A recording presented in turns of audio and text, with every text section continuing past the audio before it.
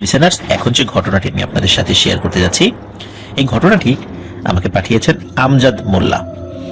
তার বাড়ি রাজবাড়ী জেলার সদর উপজেলার খানগঞ্জ ইউনিয়নের বেলগাছি গ্রামে। আর উনি বর্তমানে মালয়েশিয়াতে রয়েছেন, আমাদের একজন প্রিয় রেমিটেন্স যোদ্ধা ভাই। উনি এই ঘটনাটি লিখে পাঠিয়েছেন আমাদেরকে। আর এই ঘটনাটি মূলত ওনার ছোট দাদার সাথে ঘটেছিল, কারণ ওনার দাদারা দুই ভাই ছিলেন। আর ওনার বড় দাদা, মানে ওনার যে দাদা, তিনি অত্যন্ত পরিশ্রমী এবং সংসারী একজন মানুষ ছিলেন। কিন্তু তার যে আপন ছোট ভাই, তিনি আবার ঠিক তার উল্টোটা ছিলেন। সংসারে কোনো মন নেই তার, আর সারাদিন ঘুরে ঘেরে বেড়াতেন, আর বিভিন্ন ধরনের অপকর্ম। আর এই সমস্ত অপকর্মের নালিশ প্রতিনিয়ত বাড়িতে আসতো। খুব একটা অশান্তির মধ্যে চলছিল আর কি সময়। ওনার এক এক সময় এক এক ধরনের ভূত বা অদ্ভুত খেয়াল মাথায় চেপে বসতো, এবং যখন যেই খেয়াল মাথায় চাপতো সেই কাজটি করে ছাড়তেন তিনি। আর এটা নিয়ে বেশ অনেক বেগ পেতে হতো পরিবারের অন্য সদস্যদের। তো যাই হোক, একবার ওনার মাথায় এক আজব খেয়াল চেপে বসলো। সেটি হচ্ছে উনি জাদুবিদ্যা শিখবেন। এটা তার একটা শখ হিসাবে তিনি চিন্তা করছিলেন। আসলে এটি যে করা উচিত না, ভালো না, এই সমস্ত বিষয় উনি আসলে ভাবছিলেন না। খুব ডানপিটে এবং দুষ্ট প্রকৃতির মানুষ ছিলেন, তো এই সমস্ত বিষয় আসলে তার মাথায় কাজ করছিল না। তিনি চিন্তা করেছিলেন যে তিনি যদি কোনো ব্ল্যাক ম্যাজিক বা কালো জাদু শিখতে পারেন, তাহলে তিনি তার প্রভাব অন্যদের উপর বিস্তার করতে পারবেন, ভালোই লাগবে, একটা অন্য ধরনের একটা মজা তিনি পাবেন। তিনি এই চিন্তা করেন, কোনো ধর্মীয় দৃষ্টিকোণ থেকে তিনি চিন্তা করেননি। তিনি জাস্ট বিষয়টাকে ফান এবং অন্যদের উপর প্রভাব বিস্তার করার জন্য, নিজের প্রভাবটাকে আরো বিকশিত করার জন্য এটা শিখতে চেয়েছিলেন। আর এটা শেখার জন্য তিনি এতটা মরিয়া হয়ে গিয়েছিলেন, যখন যার কাছে যাওয়ার দরকার উনি সেটা চেষ্টা করতেন। যেমন যদি শুনতেন যে অমুক ব্যক্তি সে জাদু জানে বা জাদুটোনা করতে পারে, তিনি তার কাছে চলে যেতেন তার কাছ থেকে সেটা শেখার জন্য। কিন্তু সমস্যা হলো, যাদের কাছে তিনি যেতেন তারা কেউই তাকে শেখাতে চাইতো না। এর পেছনে কারণও ছিল। কারণ হচ্ছে, হুট করে কোনো মানুষকে কেউ এই ধরনের জিনিস শেখায় না।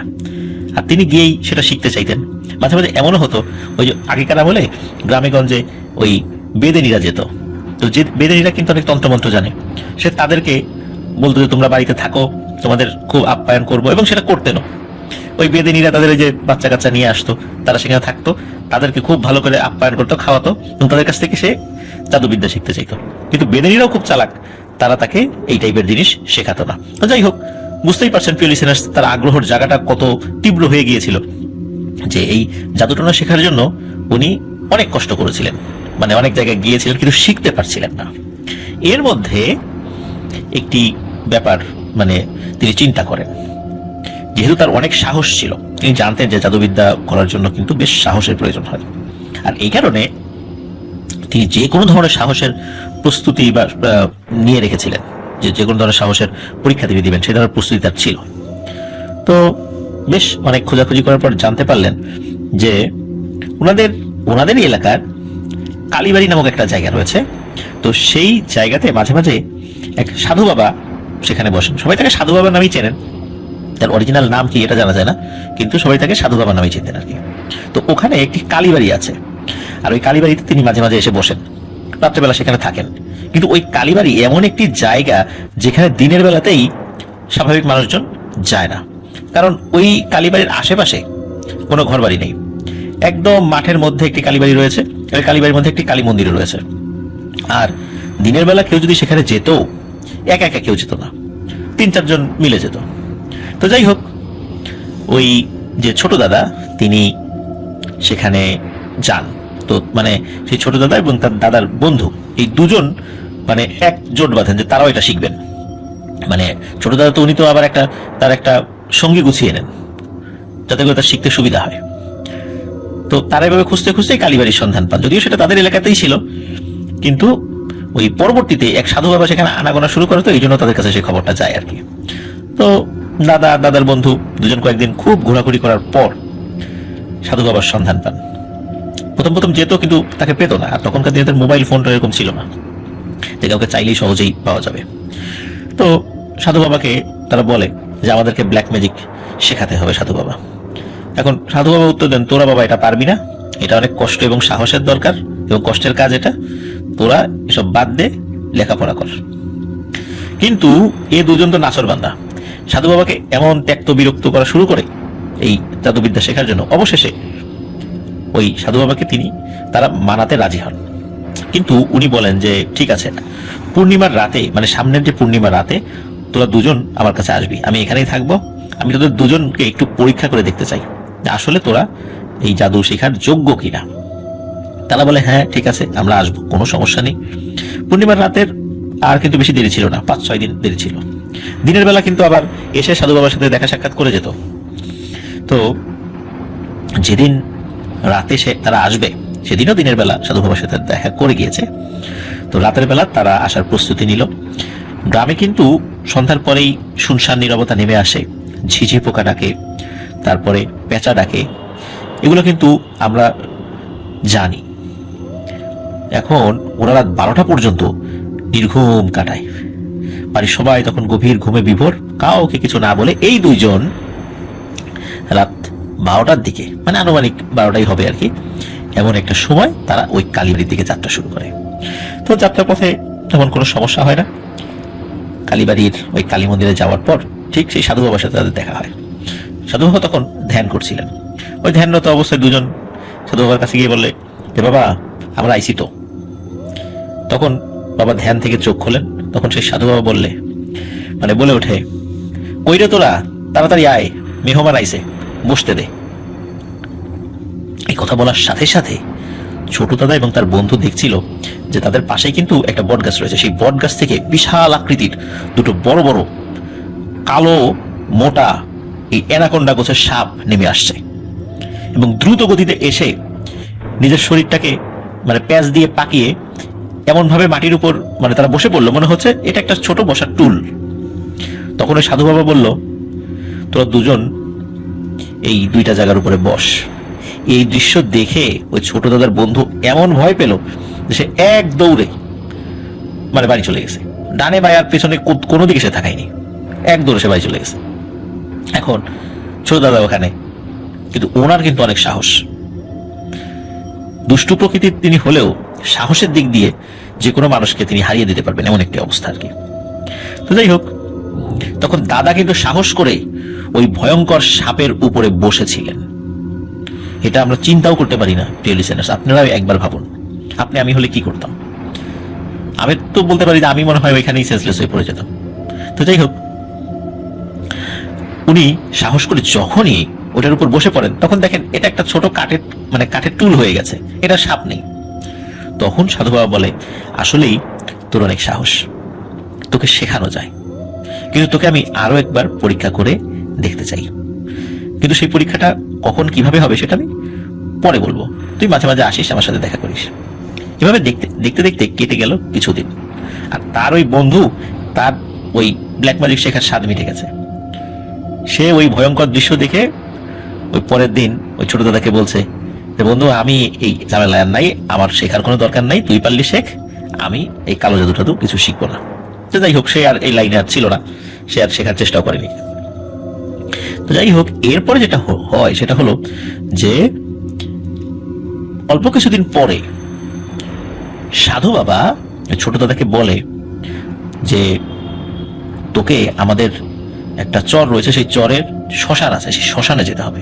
ওই শ্মশানটা ছিল আবার পদ্মা নদীর পাড়ে, আর ওই জায়গার আশেপাশে 2 থেকে 3 কিলোমিটার মধ্যে কোনো ঘর বাড়ি নেই, ওই সময়ের কথা বলছি আর কি। আর ছোট দাদাকে তিনি যখন যেতে বলে তখন দাদা বলে হ্যাঁ ঠিক আছে আমি যাব, কিন্তু তিনি বারবার বলে দেন, মানে ওই সাধু বাবা বারবার বলে দেন, তুই কিন্তু বাবা ভয় পাস না, তুই যদি ওই সময় ভয় পাস আমি কিন্তু তোকে কোনোভাবেই বাঁচাতে পারবো না, আর যদি ভয় না পাস তবে আমি তোকে অনেক কিছু শিখিয়ে দেওয়ার চেষ্টা করব।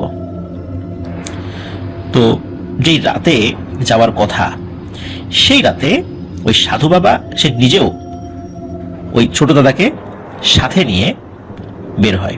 ওই সাধু বাবা আবার ওই ছোট দাদার বাড়িতে আসতো সবসময় ছোট দাদা তা না, তাদের দুজনের মধ্যে অন্তরঙ্গ সম্পর্ক হয়ে গিয়েছিল। আর সাধু বাবা বুঝতে পেরেছিল এই ছেলেটি সত্যি অনেক সাহসী, এর দ্বারা অনেক কাজ হওয়া সম্ভব। তো যেই রাতে যাবে আর কি, সেই রাতে ওই সাধু বাবা এবং ওই ছোট দাদা বাড়িতে খাওয়া দাওয়া করে সেই শ্মশানের উদ্দেশ্যে বেরিয়ে পড়ে। বেশ কিছু সময় হাঁটার পরে তারা সেই শ্মশান ঘাটে এসে পৌঁছেও যায়। আর ওই সময় ওই সাধু বাবা ছোট দাদাকে ঠায় দাঁড় করিয়ে রেখে তার সামনে দাঁড়িয়ে কয়েকটি মন্ত্র শিখিয়ে দেন এবং তিনি বলেন, তুই এইগুলি পাঠ করতে থাকবি। আর উনি চারদিকে বৃত্ত একটি এঁকে দেন, বলেন যে যাই ঘটুক না কেন এই বৃত্তের বাহিরে যাওয়া যাবে না। আমি এখন এখান থেকে চলে যাচ্ছি, আমি পরে আসব, কিন্তু এটাই মনে রাখিস তোর পরীক্ষা। আমি এখন থেকে তোর সাথে থাকবো না, কিন্তু তোকে তোর পরীক্ষার প্রস্তুতি তুই তো নিয়েছিস আগে, কিন্তু সেটার পরীক্ষা কি প্রস্তুতি নিয়েছিস, তোর কি সাহসের পরীক্ষা এখন তোকে দিতে হবে। তো যাই হোক, তিনি ওখান থেকে চলে যান। এখন বলা ছিল যে এর মধ্যে সে বসা যাবে না, দাঁড়িয়ে থাকতে হবে।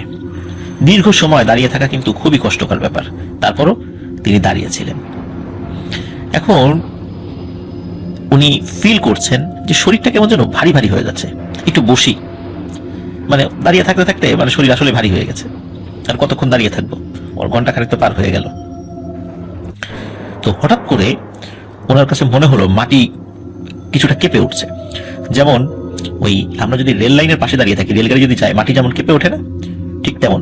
কিন্তু এই কম্পনটা ছিল কেউ যদি থপ থপ করে, যেমন হাতি যেভাবে থপ থপ করে হাঁটে, ওইভাবে হাঁটলে যেভাবে মাটি কেঁপে ওঠে, মনে হচ্ছে ওরকম করে কেঁপে উঠছে। মনে হচ্ছে কেউ সজোরে পা ফেলে ওই ছোট দাদার দিকে এগিয়ে আসছে, এবং কম্পনটা আরো বেশি মনে হচ্ছে যে একটু আগে কম ছিল, এখন আবার একটু বেশি। তার মানে যেই জিনিসটি ওই থপ থপ করে পা ফেলে মানে হেঁটে চলছে, সেটি ক্রমান্বয়ে ছোট দাদার দিকে এগিয়ে আসছে। শুরুতে সে কিছু দেখতে না পারলে হঠাৎ করে সে দেখে প্রায় 50-60 হাত উচ্চতার একটা বিশাল আকার দানব। এই দানবের চেহারাটা অনেকটা হাতির মতো, বড় বড় সাদা দাঁত বের হয়ে আছে, এবং হালকা একটা সুর, হাতির যে বড় সুর থাকে ওরকম বড় সুর না, মানে একটা মানে ছোটখাটো একটা সুর রয়েছে। আর তার পা গুলো মানে হাতির পায়ের থেকেও মোটা, এবং এটি ছোট দাদা চারদিক দিয়ে হেঁটে বেড়াচ্ছে, মানে চক্রাকারে ঘুরে বেড়াচ্ছে। ছোট দাদা কিন্তু বুঝতে পারছেন সে এই চক্রের মধ্যে আছে দেখে, মানে ওই গোল বৃত্তের মধ্যে আছে দেখে ওই দানবটি তার কোনো ক্ষতি করতে পারছে না, কিন্তু কোনোভাবে যদি সেই বৃত্ত থেকে বেরিয়ে যায় তাহলে তার অনেক বড় ক্ষতি হয়ে যাবে। এইভাবে সে মানে চিন্তা করছে। এদিকে ওই দানবটি কিন্তু 10 থেকে 15 মিনিট টানা চারদিকে ঘুরতে থাকে, কিন্তু ঘোরাঘুরি করার পর যখন দেখে যে দাদা ভয়ে দৌড়ে পালালেন না, বাহিরে আসলেন না, এরপরে এই দানবটি যেভাবে এসেছিল ঠিক সেভাবেই চলে যায়। এর কয়েক মিনিট পর সাদা জুব্বা পরা লম্বা লম্বা দুজন মানুষ আসে, এসে দাদার সামনে নিজেদের মধ্যে মারামারি শুরু করে দেয়।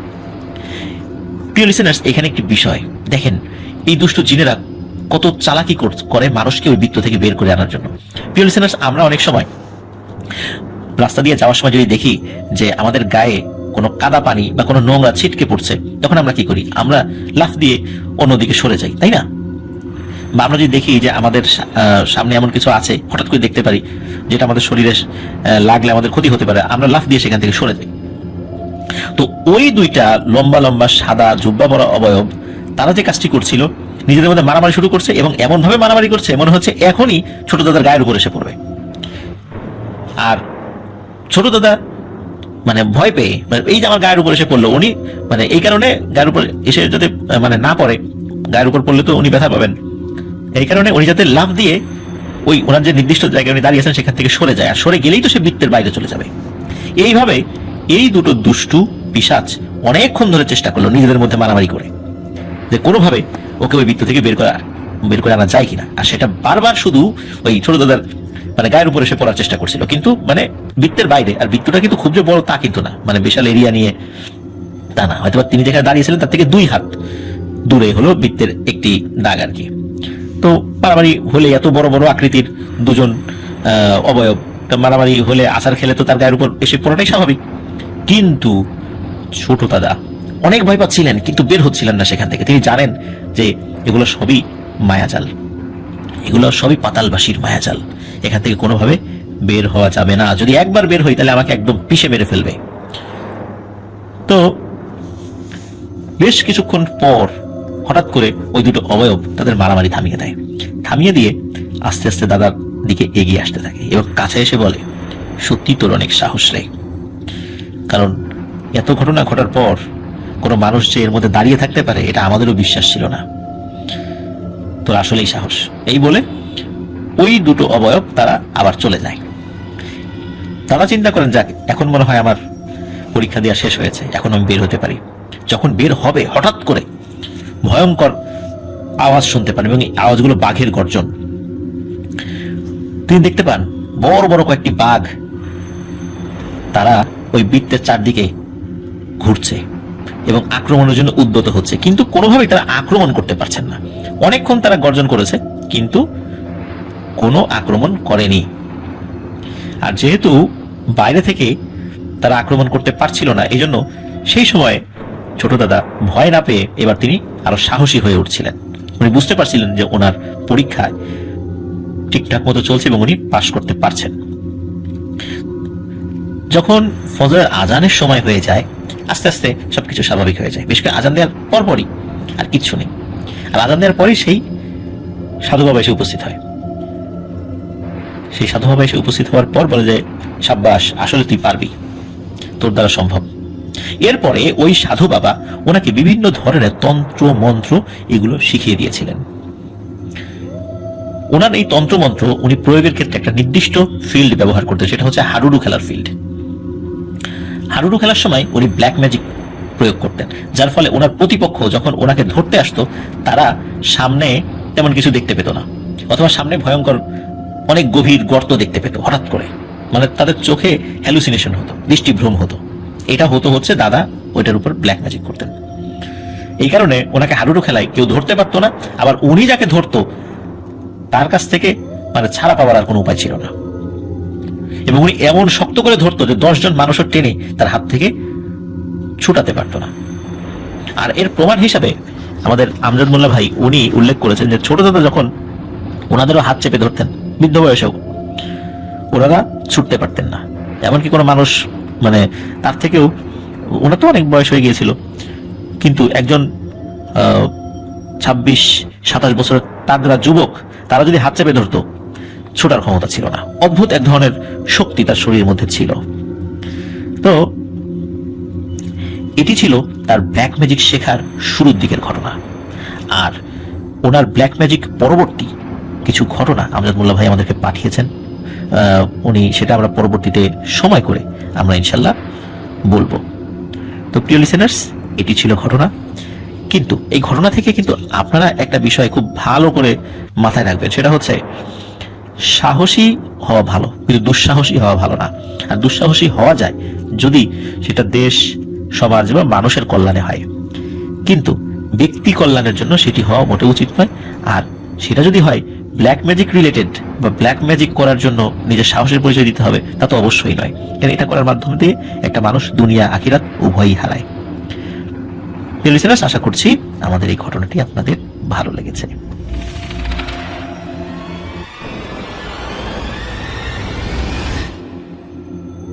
প্রিয় লিসেনার্স, এখন যে ঘটনাটি আমি আপনাদের সাথে শেয়ার করতে যাচ্ছি, এই ঘটনাটি যিনি পাঠিয়েছেন তার নাম, ঠিকানা এগুলো বলার অনুমতি পাওয়া যায়নি। শুধু তাই নয়, এই ঘটনার স্থান, কাল, পাত্র কোনো কিছুই আমরা বলতে পারছি না সঙ্গত কারণে। আর এই ঘটনাটি যে এলাকায় ঘটেছে সেটি সেই এলাকার বেশ প্রচলিত একটি ঘটনা। আর যিনি ঘটনাটি পাঠিয়েছেন তিনি তার দাদির মুখ থেকে এই ঘটনাটি শুনেছেন। এটি একটি চমৎকার ঘটনা, এবং যিনি পাঠিয়েছেন তিনি বলেছেন যে এর আগে অন্য কোনো হরর শোতে এই ধরনের ঘটনা বা এই ঘটনাটি প্রচারিত হয়েছে কিনা সেটি তার জানা নেই। আর ওনার ধারণা যে এটি প্রচারিত হয়নি, এই ঘটনা এর আগে অন্য কেউ শেয়ার করেনি। তো যাই হোক, আমরা চলে যাচ্ছি ঘটনায়। ঘটনাটির সূত্রপাত মূলত ব্ল্যাক ম্যাজিককে কেন্দ্র করে। আর এই ব্ল্যাক ম্যাজিক যিনি করতেন তিনি একজন মহিলা বৃদ্ধা কবিরাজ, আর মূলত তাকে কেন্দ্র করে এই ঘটনা। ওই সময়ে মানে এই ঘটনাটার সময় অনেক আগের, এটা বলা হয় মোটামুটি পাকিস্তান পিরিয়ডের বা এরকম কাছাকাছি সময়ের হবে। তো তৎকালীন ওই যে মহিলা, বৃদ্ধা মহিলা, তাকে সবাই দেওয়ানি বুড়ি বলে সম্বোধন করত। তিনি ছিলেন ওই এলাকার দেওয়ান বাড়ির জ্যেষ্ঠ সন্তান। বৃদ্ধা তার কবিরাজির মাধ্যমে অনেক লোকের ভালো বা উপকার করলেও নিজ স্বার্থে ব্ল্যাক ম্যাজিকের মাধ্যমে অনেক খারাপ কাজও তিনি করেছেন। কথিত আছে এই দেওয়ানরা ছিল জমিদার, এবং ইংরেজদের ঠিক পদলেহন করা মানে পাঁচাটা জমিদার। আর প্রজাদের জন্য সেটি রক্তচোষা ভ্যাম্পায়ার। বুড়ির ব্ল্যাক ম্যাজিকের মাধ্যমেই তাদের নৃশংসতার অনেক প্রমাণ পাওয়া যায়, বা অনেক নৃশংস কাজ তারা করত এই বুড়ির মাধ্যমে, যেহেতু পরিবারেরই সে সদস্য। বুড়িদের বাড়ির চারপাশে ছিল বড় বড় গাছপালা এবং জঙ্গল দিয়ে ঘেরা, আর তার পেছনে ছিল অনেক বড় একটি দিঘি, আবার তারপর ধান ক্ষেত।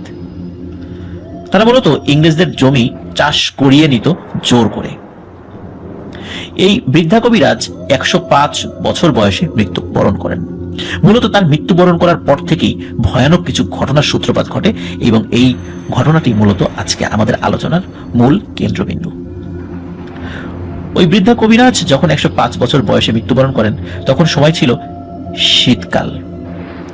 আর তিনি যখন মারা যাওয়ার পর উনি মারা যান সন্ধ্যার দিকে। আর ওনার মৃত্যুর পরে ওই শীতের রাত্রে হঠাৎ করে প্রচন্ড শিলাবৃষ্টি শুরু হয়। লিসেনার্স, আমরা জানি শীতকালে কিন্তু সাধারণত বৃষ্টিপাত হয় না, বা হলেও সেটা কম, আর শিলাবৃষ্টি এটা খুবই কম হয় আর কি আমাদের বাংলাদেশের প্রেক্ষাপটে। তো ওই বৃদ্ধা মহিলা উনি যখন বেঁচে ছিলেন, তিনি বেঁচে থাকতে নানা ধরনের কুকীর্তিতে মগ্ন ছিলেন। মানুষের ক্ষতি সাধন করাই মূলত তার কাজ ছিল, যদিও বা কিছু কিছু ভালো কাজ তিনি করতেন, কিন্তু আসলে ক্ষতি সাধনটাই বেশি করতেন। এত কিছুর পরেও বৃদ্ধার মৃত্যুর পর গ্রামের সবাই এক নজর দেখতে আসে। বৃদ্ধার রাতে মৃত্যুবরণ করার পর থেকেই বাড়ির চারদিক থেকে ভয়ানক কিছু আওয়াজ শোনা যায়। বুঝতে পারা যায় এগুলো আসলে কুকুরের শব্দ, এবং কুকুরগুলো অন্ধকার থেকে আস্তে আস্তে আলোর মধ্যে চলে আসে। বাড়ির চারদিক থেকে কয়েকশো কুকুর ভয়ঙ্কর ভাবে চিৎকার করতে থাকে, যেন বৃদ্ধার লাশ তারা পেলে তারা ছিঁড়ে খুবলে খাবে। এর মধ্যে আরো একটি ভয়ানক ঘটনা ঘটতে থাকে। বাড়ির আশেপাশে যে গাছগুলো রয়েছিল ছোট বড়, সেই গাছে গাছে অসংখ্য কাক ডাকাডাকি শুরু করে, যেন রাজ্যের সকল কাক একসাথে এখানে চলে এসেছে এবং ডাকাডাকি শুরু করেছে। প্রিয় লিসেনার্স, এখানেও কিন্তু একটি কথা, আপনারা কি রাতের বেলা কাক ডাকা শুনেছেন? বা রাতের বেলা কি কাক এগুলো এসে গাছে বা আশেপাশে ডিস্টার্ব করে? না, তা কিন্তু সাধারণত হয় না। আর এই ঘটনাগুলি বৃদ্ধার মৃত্যুর পর রাতের বেলা ওই বাড়িতে ঘটে যাচ্ছিল। এক বিশৃঙ্খল পরিবেশ বিরাজ করছিল এই মৃত বাড়িকে কেন্দ্র করে। মানুষজন লাঠিসোঁটা নিয়ে বের হয়ে ওই কুকুরগুলোকে ধাওয়া করলে তারা দৌড়ে জঙ্গলের দিকে চলে যায়, আর কাকগুলো এলোমেলো ভাবে উড়ে যায়। কিন্তু অল্প কিছু সময়ের পর আবার তারা ফেরত এসে তারা একই রকম ভাবে কুকুরগুলো ঘেউ ঘেউ করতে থাকে, আর কাকগুলো ডাকাডাকি করতে থাকে। বুড়ির লাশটিকে জমিদার বাড়ির বৈঠকখানায় রাখা হয়েছিল। শীতকালে প্রচন্ড শিলাবৃষ্টি হচ্ছিল, যে কারণে বুড়ির লাশটিকে 2 দিন যাবৎ কোনো মতেই কবরস্থ করা সম্ভব হচ্ছিল না। হ্যাঁ প্রিয় লিসেনার্স, বুড়ি আসলে 2 দিন ধরে মারা গিয়েছিল, কিন্তু তার লাশ দাফন করা যাচ্ছিল না। কিন্তু শীতকালে এই প্রচন্ড শিলাবৃষ্টির কারণে বুড়িকে কবরস্থ করাও সম্ভব হচ্ছিল না। কারণ হচ্ছে ওই কবর খোঁড়ার পর সেখানে পানি উঠে যাচ্ছিল। এখন কি করবে? 2 দিন তো হয়ে গেছে। তখন পরিবারের সদস্যরা তারা সিদ্ধান্ত নেয় তারা একটি ঘর তৈরি করে তাতে বুড়িকে কবর দেওয়ার চেষ্টা করবে। কিন্তু সমস্যা হলো, বৃষ্টি এত পরিমাণে হওয়া শুরু হয় যে বৃষ্টির পানিতে এমন ভাবে সয়লাভ হয়ে যাচ্ছিল যে এই কাজটি করাও অসম্ভব হয়ে যাচ্ছিল, যে ঘর যে তৈরি করবে সেটাও অসম্ভব হয়ে যাচ্ছিল। বৃদ্ধা মারা যাবার পর এসব অবিশ্বাস্য ঘটনা দেখার পর পরিবারের সকলে এই ঘটনাটি চেপে যান এবং আশেপাশের লোকজনকে বলতে এগুলো নিষেধ করেন, যারা এই ঘটনাগুলো দেখছিল, যে খবরদার এগুলো কাউকে বলা যাবে না। যেহেতু তারা অনেক প্রভাবশালী ব্যক্তি ছিলেন, কোনো মানুষ বলার সাহসও করছিল না আর কি। আর এই গোপন বিষয়গুলো প্রথম দিকে তো গোপন ছিল, যে এরকম কাক ডাকাডাকি কুকুর এগুলো তো পরিবারের লোকজন প্রথম দিকে দেখেছে, কিন্তু পরবর্তীতে লোকজনকে যতই বলা হোক যে কাউকে বলবা না, 1 কান 2 কান করে করে এই কথাগুলো চারদিকে ছড়িয়ে পড়ে। আর গ্রামবাসী প্রায় সকলেই জানতে পারে এই 2 দিনের মাথায় যে এই ঘটনা সেখানে ঘটছে। যাই হোক, বৃষ্টি কিন্তু একটা সময় শেষ হয়ে আসা শুরু হয়, মানে বৃষ্টিটা কমতে থাকে। আর এই বৃষ্টির মধ্যে কিন্তু অনেকেই ওই বুড়িকে দেখতে এসেছিল, আর দেখার পরে গ্রামবাসী যে যার মতো বাড়িতে চলে যায়। আর প্রিয় লিসেনার্স, এখানে একটি বিষয়, সেটি হচ্ছে যে বুড়ির লাশ কিন্তু 2 দিন হয়ে যাওয়ায় পচন ধরার একটি ভয় ছিল, তাই বুড়ির লাশটিকে দিনে 2 বার গোসল দেওয়া হচ্ছিল। আতর, সুগন্ধি, গোলাপ জল, ধূপ এগুলো দিয়ে সতেজ রাখার চেষ্টা করা হচ্ছিল বুড়ির দেহকে। ঘটনার 3য় দিন রাতে ঘটেছিল মূল ঘটনা। ঘটনার এই পর্যায়ে রাতের বেলা কিন্তু বেশ কিছু মানুষ ওই বুড়ির লাশের পাশে থাকতো, তারা জিকির আজগার করতো, কোরআন তেলাওয়াত করতো। সে যত যাই ব্ল্যাক ম্যাজিক করুক না কেন, তিনি তো একজন মানুষ এবং তিনি মুসলিম নামধারী ছিলেন, যার কারণে তার মুসলিম রীতি অনুযায়ী কিন্তু তার সবকিছু করতে হবে। কিন্তু যেহেতু বৃষ্টির কারণে আর বিভিন্ন কারণে তাকে দাফন করা যাচ্ছিল না, এই সময়টাতে দিন রাত 24 ঘন্টা তার পাশে কোরআন তেলাওয়াত করা হতো, জিকির আজগার করা হতো। তো ঘটনার তৃতীয় দিন ওরকম সবাই জিকির আজগার করেছে, কিন্তু রাত যখন গভীর হয়ে যায় তখন যে যেখানে বসেছিল সবাই ঘুমিয়ে যায়। মহিলা এবং শিশুরা ওই বৈঠকখানায় বসেছিল, তারা সেখানে একটু কাত হয়ে তন্দ্রাচ্ছন্ন হয়ে পড়ে, আর পুরুষরা বারান্দায় অথবা যে যার রুমে ছিল। বৈঠকখানায় এক কোণে শুধু একটি কুপি বাতি জ্বলছিল, একটি জমিদারি স্ট্যান্ডের উপরে। বৈঠকখানার সকালে ঘুমিয়ে পড়লেও একজন বয়স্ক মহিলা কিন্তু জেগেছিলেন এবং তিনি জোরে জোরে জিকির আজগার করছিলেন। তখন প্রায় মাঝ রাত। বয়স্ক মহিলাটি একটি চেয়ারে বসে জিকির করছিলেন। যেহেতু মরার তৃতীয় দিন হয়ে গেছে, আর এই যে কুকুর ডাকাডাকি, কাকের এই বিষয়গুলো, এগুলো প্রতিদিনের মতো অনেকের কাছে একদম স্বাভাবিক হয়ে গেছে। ওই বয়স্ক মহিলাটি যখন জিকির আজগার করছিলেন তখন হঠাৎ করে টিনের চালে ধুম করে একটা আওয়াজ হয়। আশ্চর্যের বিষয় হচ্ছে এই আওয়াজে কেউ কিন্তু ঘুম থেকে জাগ্রত হয়নি। মনে হচ্ছে কোনো আওয়াজ হয়নি, কেউ একটু নড়ে উঠবে ঘুমে ওই ধুম করে ওই আওয়াজে, তাও হয় না। বৃদ্ধা কিছুক্ষণ পর দেখতে পান বন্ধ জানালার পাশ দিয়ে মানুষের মতো কি যেন একটা ঘরে ঢুকছে।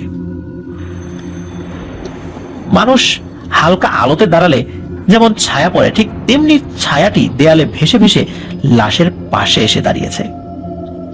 বয়স্ক মহিলার বিবরণে ছায়াটি অত্যন্ত কালো প্রকৃতির, আর সেটি লম্বা, চিকন চিকন হাত, অনেক লম্বা চুল এবং চুল মাথা থেকে পা পর্যন্ত।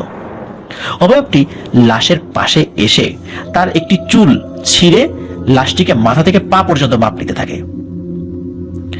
ওই অবয়বটির যে মাথা লম্বা চুল ছিল, সেই তার একটি চুল ছিঁড়ে সে ওই লাশটির মাথা থেকে পা পর্যন্ত মাপ নিচ্ছে। ঠিক যেমন কোনো দর্জি বা কোনো মিস্ত্রি কোনো একটি নির্মাণ কাজ করার আগে সেখানে মাপঝোঁক করে, ঠিক তেমন মাপ নিচ্ছিল। এরপর সেই চুলটি ওই কুপির বাতি যেখানে আছে সেখানে ছুঁড়ে মারে। এরপর ওই চুলটি পুড়ে যায়। এটা কিন্তু দেখছে ওই একজন যে বৃদ্ধ মহিলা, তিনি কিন্তু দেখছিলেন এই ঘটনাগুলো, চুপ করেছিলেন, একদম কোনো সাউন্ডই করছিলেন না। কি হয় উনি দেখছিলেন, প্রচন্ড ভয় পাচ্ছিলেন, কিন্তু চুপ করেছিলেন। এই ঘটনা পর্যন্ত যদি এইটুক পর্যন্ত হতো তাহলেও একটা ব্যাপার ছিল, কিন্তু এরপরেই ভয়ানক কিছু ঘটনার সূত্রপাত হয়। আর সেই ভয়ানক ঘটনাতেই এমন কিছু মর্মান্তিক বিষয় ছিল যা আসলেই মেনে নেওয়া অনেক কঠিন। অবয়বটি এরপর ওই যে আশেপাশে যে মানুষগুলো ঘুমিয়ে আছে ওই ঘুমন্ত ব্যক্তিগুলোর মাপ নিতে থাকে, এবং এক্ষেত্রে সে তার চুল ছিঁড়ে মাপ নিতে থাকে। এবার আর সেই চুলগুলো কিন্তু কুপির সামনে ফেলে না, এক একজন করে মাপ নিচ্ছিল, একটা একটা করে চুল ছিঁড়ে, এবং এক একজনের মাপ নেওয়া শেষ, সে চুলগুলো খেয়ে ফেলছিল, নিজের চুল নিজেই খেয়ে ফেলছে। একে একে সকল ঘুমন্ত ব্যক্তির পরিমাপ নিতে থাকে সেই অবয়বটি। বয়স্ক মহিলাটি সেই সময় তার শরীর অবশ অনুভব করতে থাকে। মনে হচ্ছিল সেই সময় তার শুধু দুটি চোখ কাজ করছিল। লাশটি এক পর্যায়ে সকল ঘুমন্ত ব্যক্তির শরীরের মাপ নিয়ে বৃদ্ধ মহিলার লাশটি কোলে নিয়ে দেয়ালের সাথে মিশে গিয়ে জানালার সেই ফাঁক দিয়ে চলে যায়। প্রিয় লিসেনার্স, একটি ছায়ার মতো একটি মানুষ সেটি ওই লাশটি কোলে নিয়ে জানালার শিক ভেদ করে চলে যায়। এটি আসলেই খুবই ভয়ানক একটি ব্যাপার। আর চলে যাওয়ার সময় টিনের চালের আবারও দুম করে সেই বিকট শব্দটি করে। আশ্চর্যজনক ভাবে তখনও কারো ঘুম ভাঙে না, এমনকি ওই শব্দ হলে মানুষ ঘুমের মধ্যে নড়ে ওঠে না, সে নড়েও ওঠেনি। সকাল হলে বৈঠকখানার দরজা সবাই বন্ধ দেখে সবাই দরজাতে নক করতে থাকে। প্রায় অনেকক্ষণ ধরে ধাক্কাধাক্কি করার পর ওই বৃদ্ধা দরজা খোলে। সবাই তাকে দেখে খুবই বিব্রত হয় যে কি ব্যাপার, তোমাকে এরকম দেখা যাচ্ছে কেন? তখন তাকে যখন জিজ্ঞাসাবাদ করা হয় যে কি হয়েছে, তখন তিনি বলেন যে তাকে দেখো এখানে লাশ নেই। তখন তিনি লাশ কিভাবে চুরি হয়েছে ঘটনাটি সকলকে খুলে বলেন। সবাই সারা ঘর তন্ন তন্ন করে খোঁজাখুঁজি করার পর বাহিরে ওই লাশ খুঁজতে যায়। কিন্তু এত শোরগোল হওয়ার পরেও তারা একটি বিষয় খেয়াল করলো, বাড়ির একটি মহিলাও তাদের সাথে নেই, তারা সকলেই ঘুমিয়ে আছে। পুরুষেরা আবার বৈঠকখানায় গিয়ে সকলকে ডাকাডাকি করতে থাকে, কিন্তু তারা কেউই ঘুম থেকে ওঠে না। এই বয়স্ক মহিলা তখন তাদেরকে এটাও বলেন যে যে ছায়ামূর্তিটি এসেছিল সে তার মাথার চুল ছিঁড়ে প্রত্যেককে মাপ নিয়েছিল এবং সেই চুল নিজের চুল নিজে খেয়ে ফেলেছিল। তখন ওই গ্রামের আরেকজন ভালো কবিরাজকে ডেকে নেওয়া হয় খুবই গোপনে, কাউকে শুরুতে কিছু বলেনি। তিনি বাড়িতে ঢুকেই বলেন, ওই যে ব্যক্তিগুলো ঘুমিয়ে আছেন তারা এখন কেউই আর জীবিত নেই, তারা প্রত্যেকেই মারা গিয়েছেন, যারা বৈঠকখানায় লাশের পাশে শুয়েছিল। এসব কথা শুনে সকলেই কান্নায় ভেঙে পড়েন, কারণ যারা মারা গিয়েছিল কারো স্ত্রী, কারো মা, কারো সন্তান। ওই কবিরাজের বর্ণনায় যেই মৃত যেই বৃদ্ধা যিনি কবিরাজ ছিলেন, তিনি অত্যন্ত দুষ্টু প্রকৃতির কিছু জিন পালতেন তার জীবদ্দশায়, যাদেরকে দিয়ে তিনি অমানসিক পরিশ্রম করাতেন। তিনি মারা যাওয়ার পর সেই জিনগুলো ছাড়া পেয়ে যায়, যে কারণে জীবিত থাকতে তো ওই বৃদ্ধা মহিলার উপর তাদের অনেক ক্ষোভ ছিল। আর এই কারণে তারা অনেকদিন ধরেই ওই দেওয়ান পরিবারের ক্ষতি করার ফোন দিয়ে আসছিলেন ওই দুষ্টু জিনেরা। আর বৃদ্ধা মহিলার মৃত্যুর পরে সেই সুযোগটি তাদের জন্য চলে আসে। ওই দুষ্টু জিনগুলো কখনো কুকুর হয়ে কখনো কাক হয়ে ডাকাডাকি শুরু করে, আতঙ্ক সৃষ্টি করে। এবং ওই দুষ্টু জিনের যে সর্দার তৃতীয় রাত্রে এসে যখন সবাই ঘুমিয়ে পড়ে, তখন ওই বৃদ্ধা কবিরাজের লাশটি তারা নিয়ে যায়। আর যেহেতু ওই জিনদেরকে দিয়ে অনেক কাজ করিয়েছে এবং দেওয়ান পরিবার অনেকেই সেই কাজের সুফলভোগী, এই কারণে মূলত জিনেরা ক্ষিপ্ত হয়ে এই ক্ষতিটি করেছিল। প্রিয় লিসেনার্স, আর একটা কথা কিন্তু আপনাদের মনে আসতেই পারে যে বৃদ্ধা মহিলার লাশটি কেন নিয়ে গেল? কারণ তিনি একজন তান্ত্রিক বা কবিরাজ ছিলেন, তিনি ব্ল্যাক ম্যাজিক করতেন। আর আমরা অনেক সময় কিন্তু এই ধরনের ঘটনা বলেছি যে যারা ব্ল্যাক ম্যাজিক করেন, এনাদের মৃত্যুর পর অনেক ক্ষেত্রেই দেখা যায় যে তাদের লাশগুলো অন্য কোনো তান্ত্রিক বা কবিরাজ কবর খুঁড়ে, বিশেষ করে লাশ থেকে মাথা আলাদা করে বা শরীরের বিভিন্ন অঙ্গ প্রত্যঙ্গ কেটে নিয়ে তারা আবার ব্ল্যাক ম্যাজিক করে। হয়তোবা এমন ঘটনাই ঘটেছিল যে জিনেরা ওই লাশটি নিয়ে গিয়েছিল, জিনেরা ব্ল্যাক ম্যাজিক প্র্যাকটিস করবে এই কারণে, কারণ যেহেতু ওই মহিলা একজন কবিরাজ ছিলেন। ঘটনাটি আমার কাছে খুবই অদ্ভুত লেগেছে প্রিয় লিসেনার্স। আমি জানি না এই ধরনের ঘটনা আপনারা আগে কখনো শুনেছেন কিনা, যে মাথার চুল ছিঁড়ে মানুষের দেহের পরিমাপ করা, এবং যে মানুষগুলো, জীবিত মানুষগুলোর পরিমাপ করা হয়েছিল, তারা প্রত্যেকেই মারা গিয়েছিল। এটা কিভাবে সম্ভব হতে পারে? হতে পারে ব্ল্যাক ম্যাজিকের অনেক কঠিন কঠিন বিষয় রয়েছে, অনেকভাবে মানুষকে ক্ষতি করা যায়। ব্ল্যাক ম্যাজিকের মাধ্যমে মুহূর্তের মধ্যে মানুষকে মেরেও ফেলা যায়। আমরা বান মারা বলি, যেটা হনন বিদ্যা যেটাকে বলা হয়। তো এই ধরনের ঘটনা কিন্তু আমাদের দেশেও হামেশা ঘটে। আফ্রিকাতে এই ঘটনাগুলো অনেক ঘটে। দক্ষিণ আমেরিকার দেশ যেগুলো আমাজন বনাঞ্চল দ্বারা মানে আবৃত আছে, বা আমাজন বনাঞ্চলের পাশ দিয়ে যেগুলো গড়ে উঠেছে, বা যেই দেশগুলোর মধ্যে আমাজন বনাঞ্চলের বেশ কিছু অংশ পড়ে গেছে, এই সমস্ত দেশগুলোতেও কিন্তু ব্ল্যাক ম্যাজিকের ব্যাপক প্রচলন রয়েছে। কারণ আমাজন বনাঞ্চলে যে সমস্ত আদিবাসী সম্প্রদায়রা রয়েছেন, এদের মধ্যে যে আদিবাসীগুলোর সাথে মানুষ যোগাযোগ করতে পেরেছে, দেখা যায় যে এই আদিবাসীরা বিভিন্ন ধরনের ভয়ানক ব্ল্যাক ম্যাজিকের প্র্যাকটিস করে থাকেন।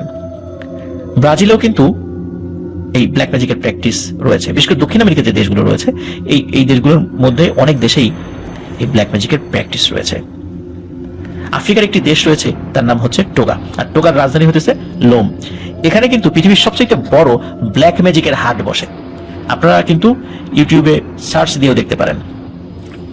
বিভিন্ন ধরনের মানুষের মাথা থেকে শুরু করে বানরের মাথা, আর বিভিন্ন ধরনের পশুর মাথা, চোখ, নখ, এই জিনিসগুলো সেখানে বিক্রি হয় টোগার রাজধানী লোমে। আপনারা, আমি যে বিষয়টি বললাম মাত্র, আপনারা চাইলেই সেটা নেটে সার্চ দিয়ে সেটা সত্যতা যাচাই করতে পারেন। প্রিয় লিসেনার্স, ঘটনাটি খুবই অদ্ভুত ছিল। অসংখ্য ধন্যবাদ যিনি আমাদেরকে ঘটনাটি দিয়েছেন, যেহেতু সঙ্গত কারণে তার নামটি আমরা বলতে পারিনি। আমি এটাও আশা করছি প্রিয় লিসেনার্স, এই ঘটনা থেকে আপনারা নতুন করে কোনো বিষয় জানতে পারলেন। আমিও জানতে পেরেছি, কারণ জানার কোনো শেষ নেই। আমরা প্রতিনিয়তই জানছি, কারণ দোলনা থেকে কবর পর্যন্তই আমাদের জানতে হবে, জ্ঞান অর্জন করতে হবে।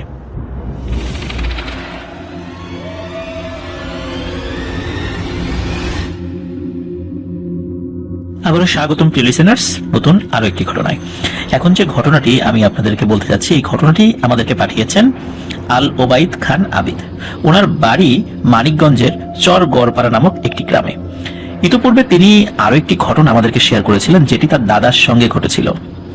ওনার দাদা ওনাদের গ্রামের নাম করা একজন ইমাম ছিলেন, তাই তার সাথে বিভিন্ন সময় বিভিন্ন ধরনের ভৌতিক ঘটনা ঘটেছে।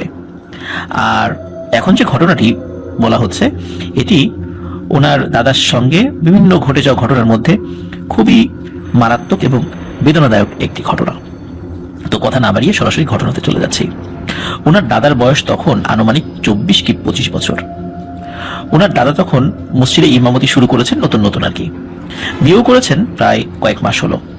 এরকম বেশ কয়েক মাস কেটে যাচ্ছিল, কিন্তু কিছুদিন পর পরিবারে আর্থিক দৈন্যতা দেখা দেওয়ার কারণে ওনার দাদা আরো একটি চাকরি খোঁজার চেষ্টা করেন, কারণ ইমামতির টাকায় আসলে পরিবার চলছিল না।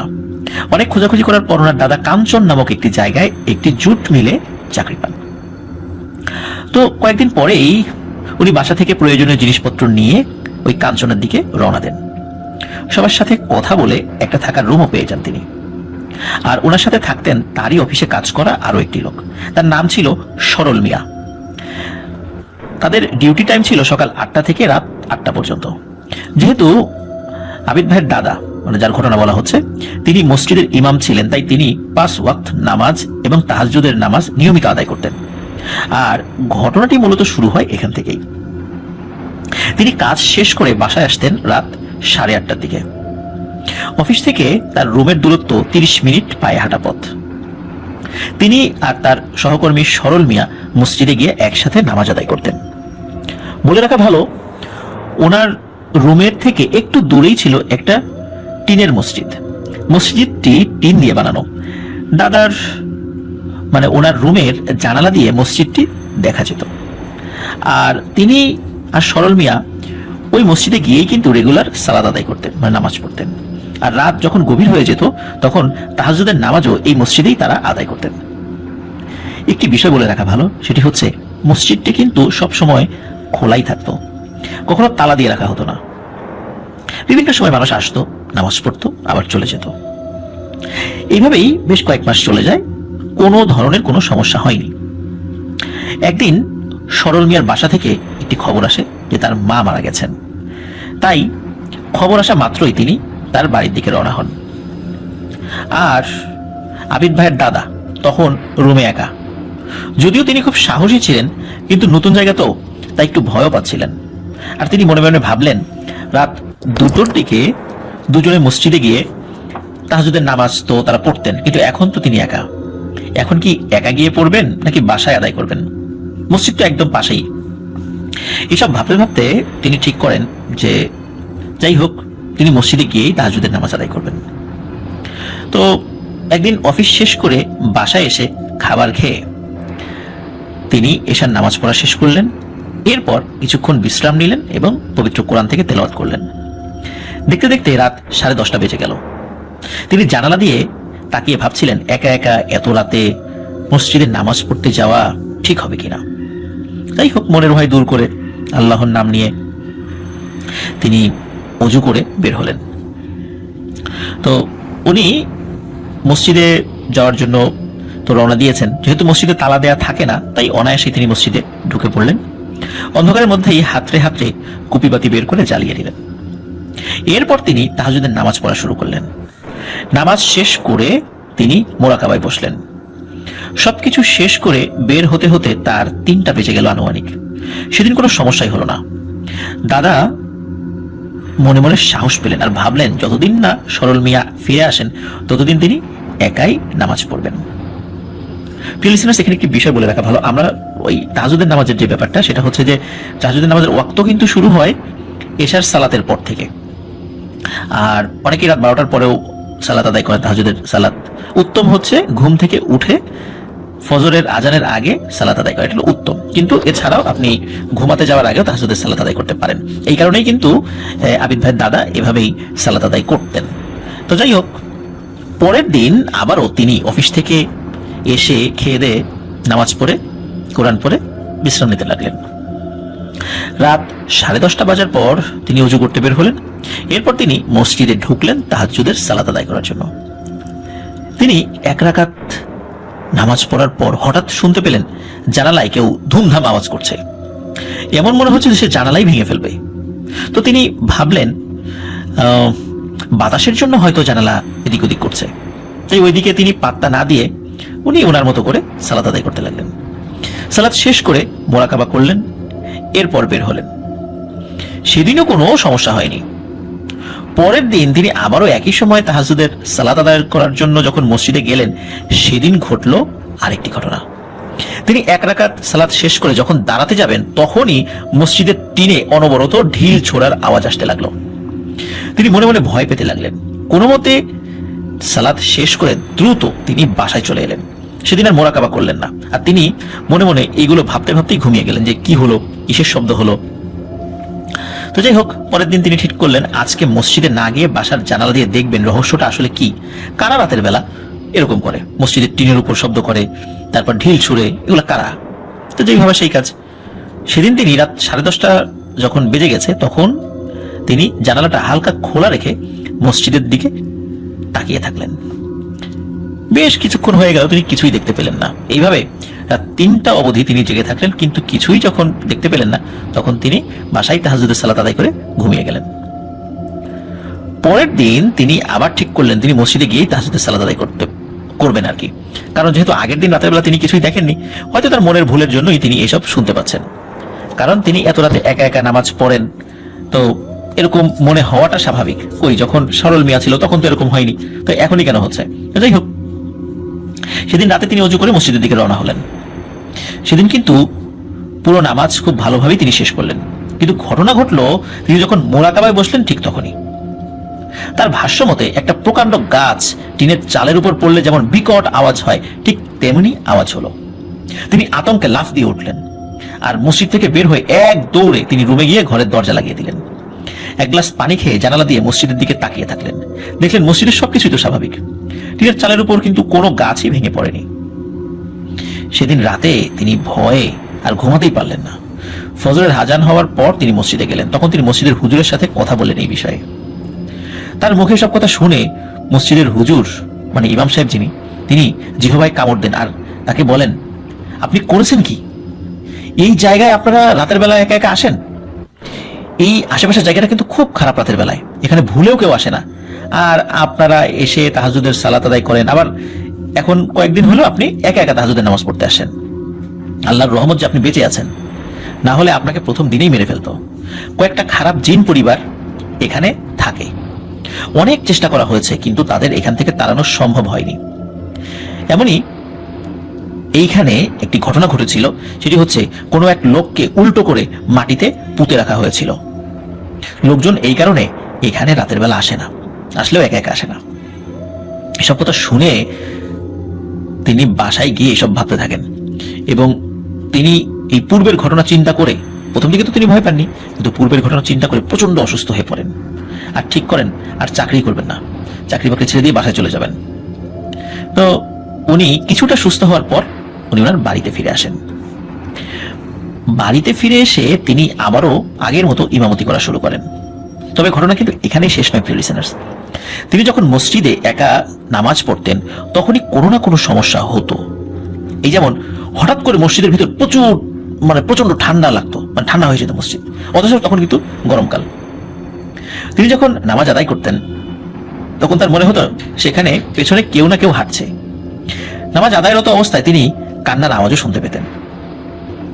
কোনো কোনো ওয়াক্তে যখন উনি একা একা নামাজ আদায় করতেন তখনই কিন্তু সমস্যাগুলো হতো, যখন ওই অন্য লোক থাকতো তখন কিন্তু সমস্যাগুলো হতো না।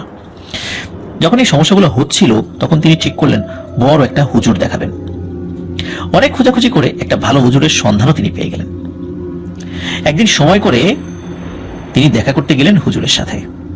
হুজুর তাকে অন্য একদিন এশার নামাজ পড়ে তার সাথে দেখা করার জন্য আসতে বললেন আর কিছু সূরা কালাম পড়ে তাকে ফু দিয়ে দিলেন। হুজুরের কথা মতোই তিনি পরদিন রওনা হলেন এশার নামাজের পর, যাতে করে তার সাথে দেখা করা যায়। বলে রাখা ভালো, সেটি হচ্ছে এই আবিদ ভাইয়ের যে গ্রাম, চর গড়পাড়া গ্রাম, এটার পাশে একটি ছোট্ট জায়গা রয়েছে, তার নাম হচ্ছে ভূত গেরো। কথিত আছে এই জায়গায় নাকি অনেক আগে মানুষকে অর্ধেক মাটিতে পুঁতে পা উপর করে ফেলে রাখা হতো। কারা যে এই ঘটনা ঘটাতো সেটা কিন্তু গ্রামবাসী কেউই দেখেনি।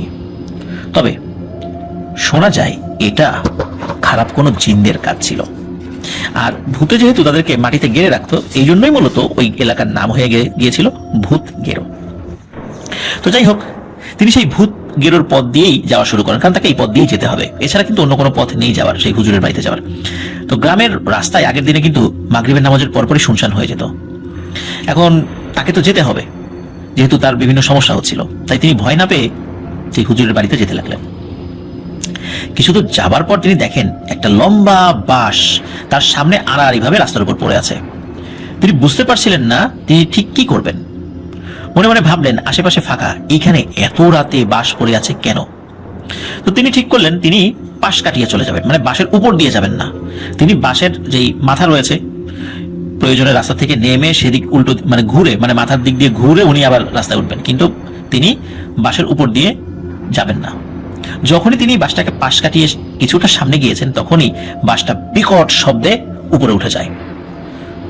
তখন তিনি সেখান থেকে ভয়ে এক দৌড়ে কিছু দূর সামনে এগিয়ে যান। আর উনি কিন্তু জানতেন যে রাতের বেলা এইভাবে বাসের উপর দিয়ে যাওয়া ঠিক নয়। বাস এরকম রাস্তায় পড়ে থাকে, যখনই কেউ পা দেবে সাথে সাথে বাসটি খাড়া হয়ে যায়। এরকম কিন্তু সমস্যা অনেক সময় ঘটেছে, সেই বিষয়গুলো তিনি জানতেন। এই কারণে তিনি মূলত বেশ রাস্তা থেকে নেমে বেশ খানিকটা পথ ঘুরে তারপরে গিয়েছিলেন। তিনি মনে মনে কিন্তু অনেক ভয় পাচ্ছিলেন, কিন্তু এখন যদি আবার ফিরে আসে তাহলে তো হুজুরের সাথে দেখা করা হবে না। তাই তিনি হুজুরের বাড়ির দিকে তাড়াতাড়ি হাঁটতে থাকেন। কিছুক্ষণ পর তিনি দেখেন অনেকগুলো ইঁদুর রাস্তা দিয়ে ছোটাছুটি করছে। সাধারণত এগুলো মানে এতগুলো ইঁদুর কখনো একসাথে চলাফেরা করে না। ইঁদুরগুলো কি হচ্ছিল, তার পায়ে উঠে যাচ্ছিল। তখন তিনি পা ঝাড়ি দিয়ে ফেলে দেন, এই মানে পা ঝাড়ি দেন এবং ওই ইঁদুরগুলো তার পা থেকে পড়ে যায়। তখন তিনি দৌড় দেন। তার হিসাব মতে হুজুরের বাড়ি পৌঁছানোর তখনও আরো প্রায় 15 মিনিট বাকি রয়েছে। রাস্তার পাশে তিনি একটা কবর দেখতে পান এবং সেই কবর দেখতে পেয়ে সেই কবরের পাশে থেমে যান। কারণ হলো সেখানে তিনি দেখতে পান ওই যে ইঁদুরগুলো তার পেছন পেছন আসছিল সেগুলো কবরের কাছে এসে মুহূর্তেই সাপ হয়ে রাস্তা থেকে শো শো শব্দ করে নিচে নেমে গেল। তার সামনে কিন্তু ভীষণ বিপদ, এটি তিনি বুঝতে পারছিলেন। তার কিন্তু সামনে আর আগাবার সাহস হচ্ছিল না। কিন্তু সমস্যা হলো তিনি যখনই ওই কবরের ওই জায়গা থেকে সরে আসেন তখনই ওই সাপগুলো তার দিকে তেড়ে আসে। এখন উনি যদি ওই জায়গায় দাঁড়িয়ে থাকেন সাপগুলো কিছু বলে না। কি একটা বিপদ চিন্তা করেন প্রিয় লিসেনার্স, যে তিনি ওই জায়গা থেকে সরতে পারছিলেন না। ওই জায়গা থেকে সরলেও আগায় গেলে বা পিছিয়ে গেলে ওই সাপগুলো তার দিকে তেড়ে আসা শুরু করে। আবার যখন কবরের সামনে চলে যায় তখন সাপ কিছু বলে না, দূরে থাকে। এই কারণে তিনি কিছুতেই সেই জায়গা থেকে আসলে সরে যেতে পারছিলেন না, তিনি ওই জায়গায় আটকে যান। কিছুক্ষণ পর তিনি দেখতে পান দুটো লোক কথা বলতে বলতে রাস্তা দিয়ে আসছে। তখন তিনি সাহস ফিরে পান এবং তাদের পেছন পেছন যেতে থাকেন। যখন ওই দুটো লোক আসছে তখনই কিন্তু তিনি দেখেন যে ওই সাপগুলো আর দেখা যাচ্ছে না। আর যখন তিনি ওই দুটো লোকের পেছন পেছন হাঁটা শুরু করেছেন তখন কিন্তু আর কোনো সাপটাপ নাই, কিচ্ছু নেই। ওই লোক দুটো ঠিক হুজুরের বাড়ির পাশ দিয়েই চলে যায়। তখন তিনি হুজুর বাড়িতে প্রবেশ করেন। হুজুর তাকে বিশ্রাম নিতে বলেন আর তার সাথে ঘটে যাওয়া সবকিছু শোনেন। হুজুর তাকে ঝাড়ফুঁক করে পানি পরা দেন। তারপর তাকে বলেন যে পরের দিন জোহরের নামাজের পর তুমি আসো। এখানে কি সমস্যা, সেটা হচ্ছে যেহেতু তার সাথে একটু আগে ভয়ানক কিছু ঘটনা ঘটেছে, এই কারণে তিনি মনে মনে চাইছিলেন সেই হুজুর তাকে বলুক আজকে রাত্রে যেন তিনি এই বাড়িতে থেকে যান, কারণ তিনি মারাত্মক ভয় পেয়েছিলেন। এখন লজ্জায় তিনি মুখ ফুটে বলতেও পারছিলেন না থাকার কথা। তো মনে সাহস এনে তিনি রওনা হয়ে যান বাড়ির উদ্দেশ্যে। হুজুরের বাসা থেকে বের হতেই সামান্য একটু পথ এগিয়েছেন, তখনই তিনি ওই যে একটু আগে যে দুটো লোককে দেখেছিলেন, যে যখন ওই কবরের কাছে তিনি আটকে গিয়েছিলেন সাপের ভয়ে, দুটো লোক এসেছিল। তখন ওই দুটো লোককে আবার দেখতে পান যে তারা হেঁটে আসছে। তখন দাদা মনে মনে সাহস পান। ওই লোক দুটি তার থেকে আনুমানিক 10 থেকে 15 হাত সামনে হাঁটছিলেন।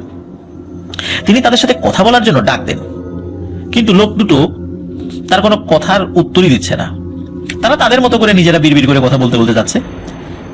তাদের অনেক চেষ্টা করেছিলেন তিনি ধরার, মানে পায়ে হেঁটে ধরার জন্য, কিন্তু পারছিলেন। এক পর্যায়ে তিনি দৌড় দেন, কিন্তু কোনোভাবেই তাদেরকে ধরতে পারছিলেন না। তো যাই হোক, তাদের সাথে হাঁটতে হাঁটতে মানে তাদের পিছনে হাঁটতে হাঁটতে তিনি তার বাড়ির সামনে চলে আসেন। মানে ওই লোকগুলো আবার দাদার বাড়ির সামনে দিয়ে চলে যায় যে রাস্তা রয়েছে। তখন মানে দাদা চিন্তা করেন যে ভালোই হলো, এই লোক দুটো আবার বাড়ির পাশ দিয়ে গেল, ভালো ওনাদের সাথে কথা না বললেও, ওনাদের ধরতে না পারলেও ওনাদের সঙ্গ পাওয়া গেল। তো উনি আসলে ঘুণাক্ষরও টের পাননি যে আচ্ছা এই লোকগুলোকে যে আমি দৌড়ে ধরতে পারছি না, ঘটনা কি। যাই হোক, যখন তিনি দেখেন যে ওনার বাড়ির কাছাকাছি তিনি চলে এসেছেন, ওনার বাড়ির কাছে চলে এসেছেন, ওই লোক দুটো কিছুটা সামনের দিকে আছে। এরপর হঠাৎ করে তাকিয়ে দেখেন যে ওই লোক দুটো কিন্তু আর নেই। তখন তিনি এই বিষয়ে আর তেমন কিছু ভাবেননি। তিনি মনে করছেন হয়তো বা রাত তো অন্ধকার হারিয়ে গেছে অন্ধকারের মধ্যে। এই বিষয়গুলো নিয়ে উনি ফার্দার আর কিছু ভাবেননি। তিনি বাসায় ঢুকে হাত মুখ ধুয়ে ঘুমিয়ে পড়েন।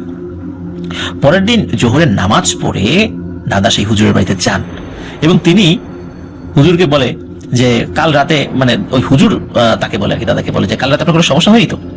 উত্তরে দাদা বলেন যে সমস্যা হয়নি, তবে আমি দুটো লোক দেখেছিলাম, অনেক ডাকলাম কিন্তু আমার কথার কোনো উত্তরই দিল না, ভ্রুক্ষেপই করলো না, এমনকি আমি দৌড়েও তাদের ধরতে পারলাম না। বুঝলাম না সমস্যা কি হলো। তখন হুজুর মুচকি হেসে তাকে বললেন যে বাবা, তুমি কালকে রাত্রে আসার সময় যে দুটো লোককে দেখেছিলে, যখন তুমি কবরের কাছে আটকে গিয়েছিলে, দুষ্ট জিনেরা তোমাকে ক্ষতি করার চেষ্টা করছিল, ওই সময় দুটো লোক ওদিক দিয়ে হেঁটে আসছিল, যার কারণে ওরা তোমাকে ক্ষতি করতে পারেনি।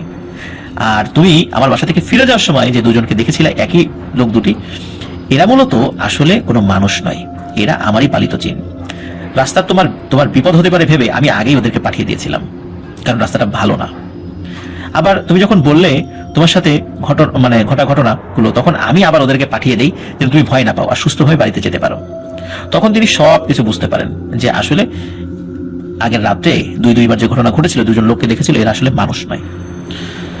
তো যাই হোক, হুজুর তাকে কিছু আমল দেন আর বলেন মসজিদে একা নামাজ পড়ার আগে সেগুলো পড়ে নিতে।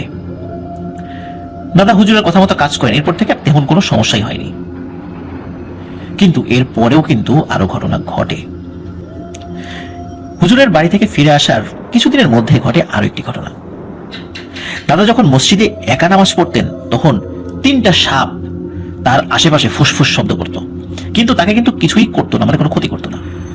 একদিন রাতে তিনি স্বপ্ন দেখেন একটা কালো কাপড় পরা অবয়ব তাকে বলছে, তুই তো বেঁচে গেলি, এখন তোর সন্তানদের কে বাঁচাবে? তিনি ঘুম থেকে উঠে সবকিছু মনে করতে পারছিলেন, আর বাজে স্বপ্ন ভেবে পাত্তা না দিয়ে তিনি স্বাভাবিকভাবে চলতে থাকেন। প্রায় বছর খানেকের মধ্যেই তার ঘরে একটি পুত্র সন্তানের জন্ম হয়। তার বয়স যখন 1.5 মাস বয়স, তখন প্রচন্ড ঠান্ডা লেগে সে পুত্র সন্তান মারা যান। বাড়িতে কান্নার রোল পড়ে যায়। আর আবিদ ভাইয়ের দাদা সেই স্বপ্নের কথা রীতিমতো ভুলেই গিয়েছেন। তখন বছরখানেক পর ওনার আরো একটি সন্তান হয়। ধীরে ধীরে সেও বড় হতে থাকে। আর তার বয়স যখন আবার 3 বছর, তখন আবিদ ভাইয়ের দাদার ঘরে আরো একটি সন্তান জন্ম হয়, মানে তার আবিদ ভাইয়ের 3 নম্বর কাকা আর কি। দুজনেই বড় হতে থাকেন। তাদের বিশেষ করে আবিদ ভাইয়ের দাদার বড় সন্তান, সে তো মারা গিয়েছেন ঠান্ডা লেগে আর কি। তো দুজনেই জীবিত ছিলেন, বড় হতে থাকেন। একবার কি হয় যে আবিদ ভাইয়ের দ্বিতীয় কাকা, মানে ওনার দাদার যে দ্বিতীয় সন্তান, তার বয়স তখন 5 বছর। আর তার ছোট ভাইকে তিনি কোলে করে নিয়ে খেলছিলেন। দুজনে খেলতে খেলতে হঠাৎ করে আবিদ ভাইয়ের দ্বিতীয় কাকা, মানে ওনার দাদার দ্বিতীয় সন্তান, হঠাৎ করে তার ছোট ভাই মানে আবিদ ভাইয়ের তৃতীয় কাকার মাথায় জোরে আঘাত করে। আর সাথে সাথে ওই 2 বছর বয়সী বাচ্চা মারা যান। আবিদ ভাইয়ের দাদা চিৎকার করে কান্নাকাটি করতে থাকেন। আর এর মধ্যে ঘটে আরেকটি অদ্ভুত ঘটনা। যখন ছোট ভাইকে আঘাত করেছেন, ছোট ভাই মারা গিয়েছে, আর তার বয়সটা 5 বছর, সেও তো এমন কিছু বোঝে না, তখন তিনি লাফ দিয়ে, মানে মাটির উপর থেকে উপর দিকে লাফ দেন, এবং তার লাফ দিয়ে মাটিতে পড়ে যান, এবং মুখটা পড়ে বল মাটির উপরে, মনে হচ্ছে যে ইচ্ছা করে মাটির উপর ঠাস করে পড়ে গিয়েছেন। তো উপর হয়ে পড়ার সাথে সাথে তার ঠোঁট কেটে, নাক ফেটে, মুখ দিয়ে দাঁতে আঘাত লাগে, সব এই জায়গাগুলো দিয়ে রক্ত বের হতে শুরু করে। হঠাৎ করে তার এমন আচরণ দেখে সবাই খুবই ভয় পায় এবং অবাক হয়। কিন্তু এই ঘটনা কয়েকদিনের মধ্যে আবিদ ভাইয়ের এই দ্বিতীয় কাকা, মানে তার দাদার দ্বিতীয় সন্তান, সেও মারা যায়। 3টা সন্তান এভাবে মারা গেল। আবিদ ভাইয়ের দাদা এরপর এক রাতে স্বপ্ন দেখে কালো কাপড় পরা একটা অবয়ব তাকে বলছে, নিয়ে গেছি 3টারে, এবার তোর মুক্তি দিলাম। প্রিয় লিসেনার্স, আসলে 3টা সন্তানের এইভাবে মৃত্যু কেউ কি মেনে নিতে পারে? ওনার এই বিষয়টি ঘটার পর সকালে উঠে সেই হুজুরের কাছে যান আর সব ঘটনা খুলে বলেন। সেই হুজুর তাকে জানান যে কাঞ্চন যে মসজিদ ছিল, সেই মসজিদে তাহাজ্জুদের নামাজ পড়ার সময় থেকেই 2টো দুষ্ট জিন তার দিকে খুবই বাজে নজর দেন, আর তখন থেকেই তার ক্ষতি করার চেষ্টা করতে থাকে। কিন্তু যখন তার কোনো ক্ষতি করতে পারছিল না, তখন তার সন্তানদেরকে ক্ষতি করেছে। হুজুর আরো জানায়, এরপর থেকে তারা আর তোমার পরিবারের কিছুই করবে না। এর 1 বছরের মধ্যেই আবিদ ভাইয়ের বাবার জন্ম হয়। আর সেই সময় থেকে এর পরবর্তী তার কোনো সমস্যা হয়নি। তো এটি ছিল ঘটনা। এর আগে আবিদ ভাই তার দাদার সাথে ঘটে যাওয়া চমৎকার একটি ঘটনা আমাদেরকে পাঠিয়েছিলেন। তার দাদা কিন্তু এখন জীবিত নেই, মারা গেছেন কয়েক বছর হলো। আর তিনি তার দাদা এবং তার পরিবারের জন্য দোয়া চেয়েছেন, আমরা দোয়া করি আল্লাহ তাআলা আবিদ ভাই দাদার ভুল ত্রুটি ক্ষমা করে দিয়ে তাকে জান্নাতুল ফিরদৌসের মেহমান হিসেবে কবুল করে নিন, আর ওনার পরিবার সহ ওনাকেও আল্লাহ তাআলা সুস্থ রাখুন এবং আমাদেরকে তিনি আরো অনেক অনেক ঘটনা পাঠান, এই দোয়াও করি।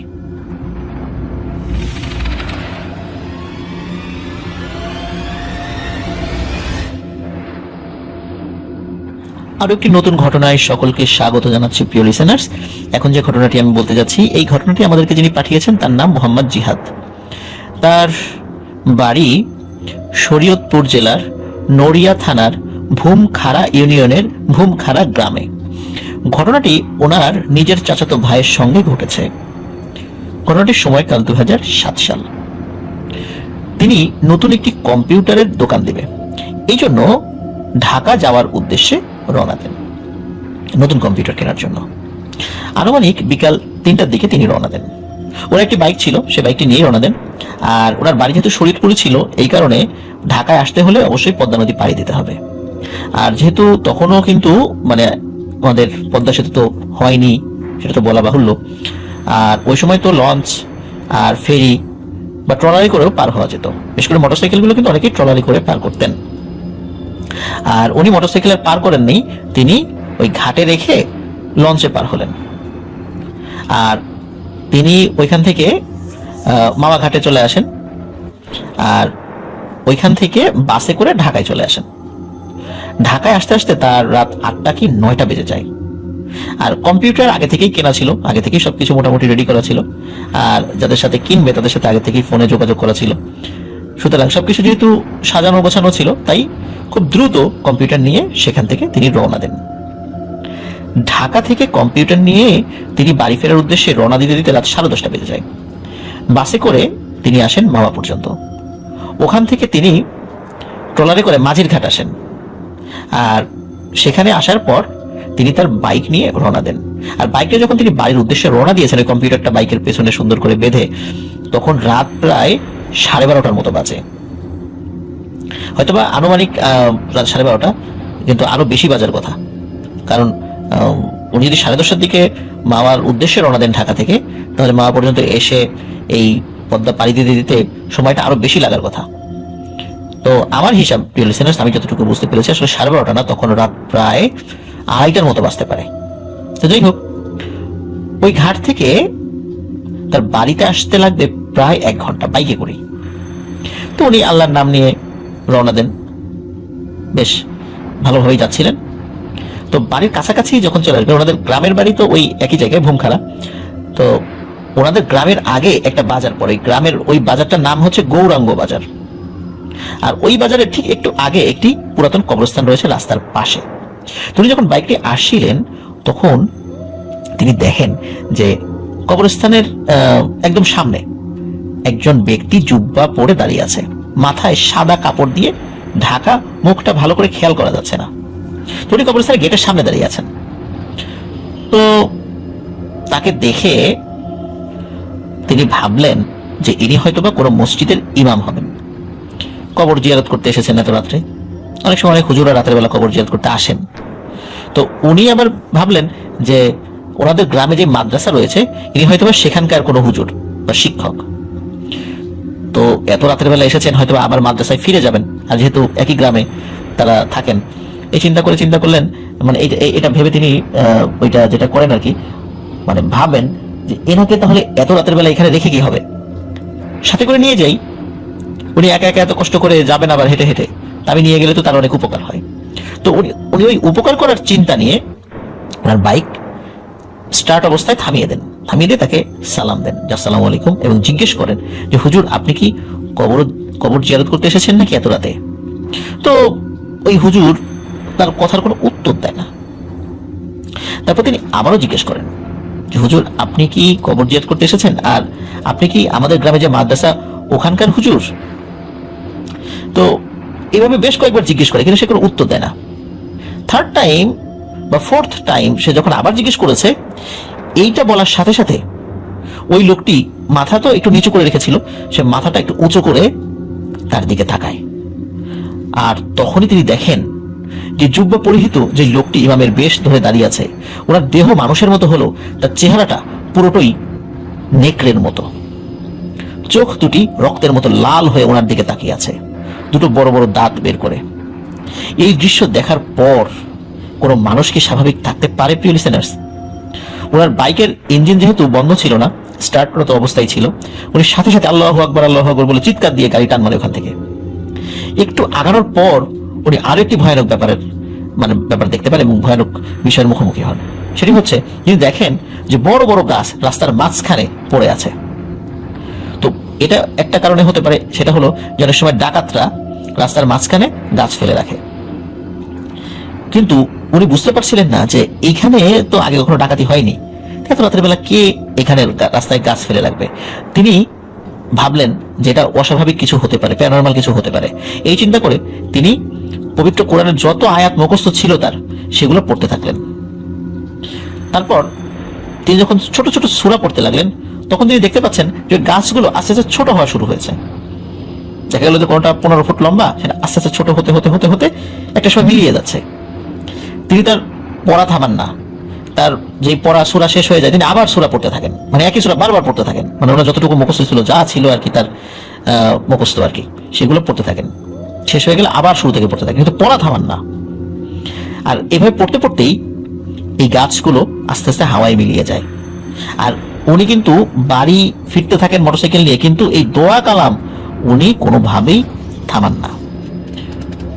উনি বাড়িতে চলে আসেন, বাড়িতে আসার পরে সবাইকে ডেকে তোলেন এবং উনি বাড়িতে আসার পরপরই ফজর আজান দিয়ে দেয়। বাড়ির সকলকে এই ঘটনা খুলে বলেন যে ওনার সাথে এখন পর্যন্ত কি হয়েছে। তো যাই হোক, ওনার তেমন কোনো শারীরিক অসুবিধা হয়নি। অনেক সময় হয় না যে জ্বর আসে, তারপরে অনেক সময় আরো ভয়ানক কিছু হয়, তো ওনার তেমন কিছু হয়নি। জাস্ট ওনার শরীরটা 2 থেকে 3 দিন একটু খারাপ ছিল, সামান্য খারাপ ছিল, অসুস্থতা বোধ করছিলেন তিনি।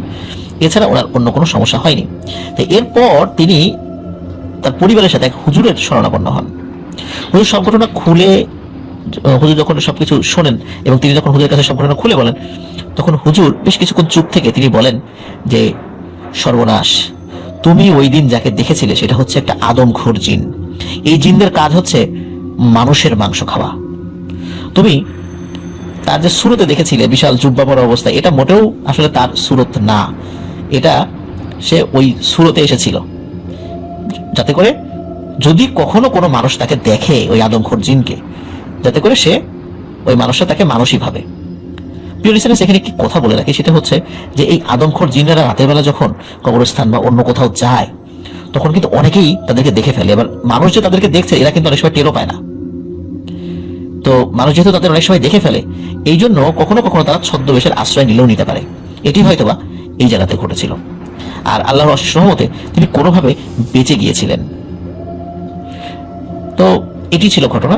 প্রিয় লিসেনার্স, আদমখোর জিন যে আসলেই আছে, এই ঘটনা থেকে আমরা কিন্তু তার একটা নিদর্শন পেলাম।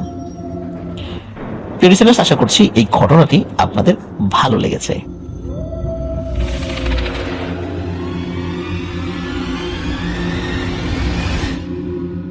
প্রিয় লিসেনার্স, এখন যে ঘটনাটি বলবো, এই ঘটনাটি আমাদেরকে পাঠিয়েছেন মালয়েশিয়ান প্রবাসী আমাদের একজন রেমিটেন্স যোদ্ধা ভাই, যার নাম আকাশ হাসান। ওনার বাড়ি পাবনা জেলার আতাইকুলা থানার বনগ্রামে। আর যে ঘটনাটি উনি আমাদের সাথে শেয়ার করেছেন, এটি ওনার খালাতো ভাইয়ের সাথে ঘটে যাওয়া একটি সত্য ভয়ের ঘটনা। আর ঘটনাটির সময়কাল 2000 সাল থেকে 2003 সালের মধ্যে কোন একটি সময়। আর যার সঙ্গে ঘটেছে, মানে ওনার যেই খালাতো ভাইয়ের সাথে ঘটেছে, তার নাম হচ্ছে মোহাম্মদ মিলন বিশ্বাস। আর ঘটনাটি মূলত মাছ ধরাকে কেন্দ্র করে। তো ওনার খালার 6 সন্তান, তার মধ্যে রঞ্জন বড় আর মিলন সেজো। ওদের 2 ভাইয়ের আবার প্রচুর মাছ ধরার নেশা। ওই গ্রামের ভেতর দিয়ে ইছামতি নদী বয়ে গেছে। তো ইছামতি নদী, সেখান থেকে উৎপন্ন একটি শাখা, যেটি তাদের বাড়ি থেকে কিছুটা দূরে বিস্তৃত। তো পাশের বিস্তৃত ফসলের মাঠ, আর সেই মাঠের কোল ঘেঁষে সেই নদীটি বয়ে গিয়েছে। একদিন মিলন আর রঞ্জন সেখানে মাছ ধরতে যাবে বলে ঠিক করে। দিনের বেলাতে তারা মাছ ধরতে যাবে, রাতের বেলা না। তারা সেখানে বড়শি দিয়ে মাছ ধরতে যায়। ইছামতি নদীর শাখা হওয়ায় সারা বছর সেখানে পানি থাকতো। আর শীতকালের দিকে যখন পানি কিছুটা কমে যেত, তখন স্লুইস গেট খুলে দেওয়া হতো এবং স্লুইস গেট খুলে নদী থেকে সেখানে পানি দেওয়া হতো। আর ওই সময়টাতে ওখানে প্রচুর মাছও পাওয়া যেত। বর্ষার মৌসুম হওয়ায় বিকেল থেকে শুরু করে সন্ধ্যার অনেকক্ষণ পর্যন্ত মানুষ সেখানে মাছ ধরত। বর্ষার সময় কখনো কখনো স্লুইস গেট খুলে দেওয়া হতো, আর শীতকালেও কিন্তু খুলে দেওয়া হতো। আর বর্ষার সময় মাছের পরিমাণটা আবার একটু বেশি পাওয়া যেত। আর ওই সময় অনেক লোক, শুধু ওই গ্রামের লোকজন তা না, আশেপাশের গ্রাম থেকেও লোকজন সেখানে মাছ শিকার করার জন্য আসতো। তো রঞ্জন এবং মিলনের ঠিক করা নির্দিষ্ট ওই দিনে তারা তাদের পরিকল্পনা অনুযায়ী মাছ ধরতে যাবে। আর মাছ ধরতে যখন যাবে তার কিছুক্ষণ আগে শুরু হয় মুষলধারে বৃষ্টি। অনেকক্ষণ ধরে বৃষ্টি হওয়ার পর শুরু হয়ে যাবার ঝড়, আবার ঝড় শেষ হয়ে গেলে আবার ঝড় এবং বৃষ্টি একসাথে। তো একটা সময় এসে সেই ঝড় এবং বৃষ্টি সেটা থেমে যায়।